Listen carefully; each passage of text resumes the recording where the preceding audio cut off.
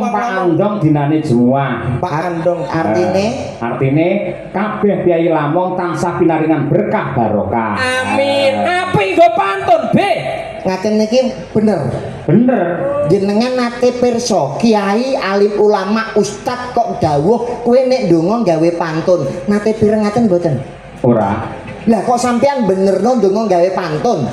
Nek sampean ndonga gawe pantun, malaikat nyatete bingung. Kok bingung? Lah nyuwun sewu saiki apa nek gawe pantun imam ning masjid apa ora bingung? Kok iso?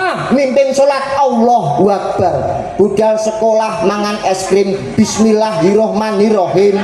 Main dadu tengah alas full audu biro binas. Iki salat bare jam piro, Donga menika sing prasaja kemawon bloko suta apa anane penonton paham malaikat nyatet ra bingung. Oh, dadine rasa perlu pantun. Donga nggih pantun.